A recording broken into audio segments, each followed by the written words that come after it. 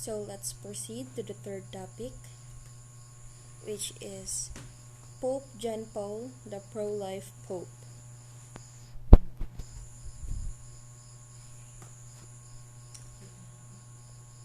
Saint John Paul II, or the Latin Johannes Piculus, original name Karol Józef Wojtyła, born on May 18, 1920, at Wadowice, Poland, and died on April 2, 2005, at Vatican City. Beatified on May 1, 2011, canonized April 27, 2014, feast day on October 22. His pontificate of more than 26 years was the third longest in history.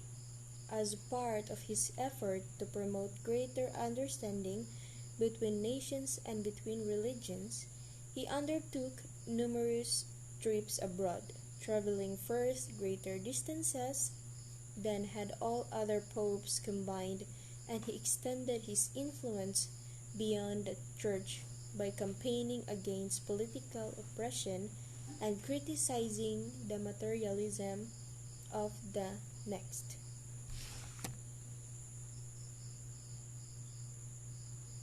More generally, John Paul used his influence among Catholics and throughout the world to advance the recognition of human dignity and to deter the use of violence. His centralized style of church governance, however, dismayed some members of the clergy who found it autocratic and stifling. He failed to reverse an overall decline in the numbers of priests and nuns, and his traditional interpretations of church teachings on personal and sexual morality alienated some segments of the laity.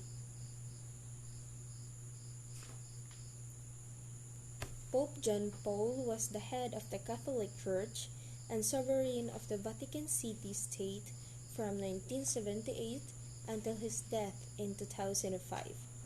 He was elected Pope by the Second Papal Conclave on 1978, which was called after John Paul I, who had been elected in August to succeed Pope Paul VI, died after 33 days.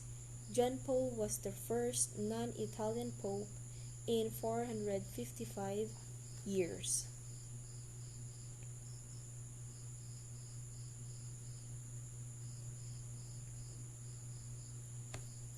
He traveled abroad extensively in an effort to promote greater understanding between countries and religions, and he campaigned against political oppression, violence, and materialism.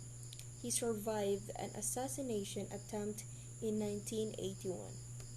By 1941, his mother, father, and only brother had all died, leaving him the sole surviving member of his family.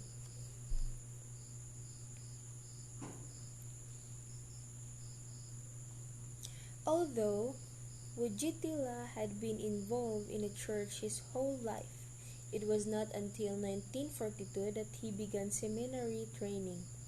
When the war ended, he turned at school at Jagiellonian to study theology, becoming an ordained priest in 1946. He went on to complete 2 doctorates and became a professor of moral theology and social ethics.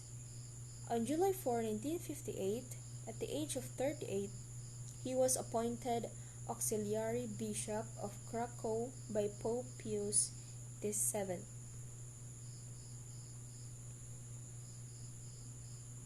He later became the city's archbishop, where he spoke out for religious freedom, while the church began the Second Vatican Council, which would revolutionize Catholicism.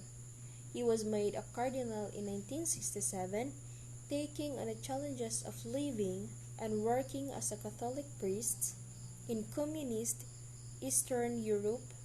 Once asked if he feared retribution from communist leaders, he replied, "I'm not afraid of them. They are afraid of me.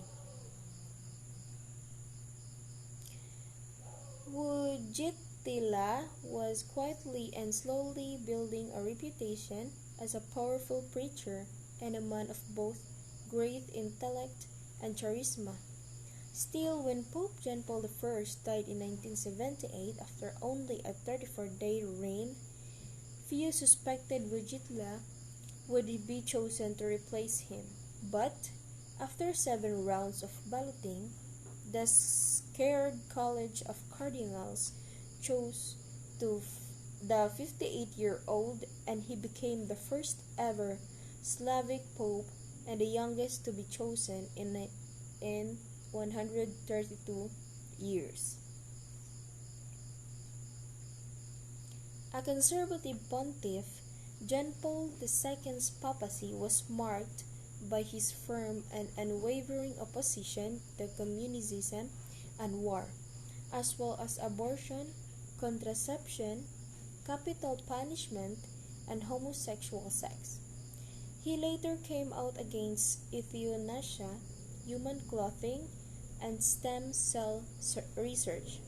He traveled widely as Pope using the 8 languages he spoke, which is the Polish, Italian, French, German, English, Spanish, Portuguese, and Latin, and his well-known personal charm to connect with the Catholic faithful as well as many outside the fold. On May 13, 1981, Pope John Paul II was shot in St. Peter's Square by a Turkish political extremists.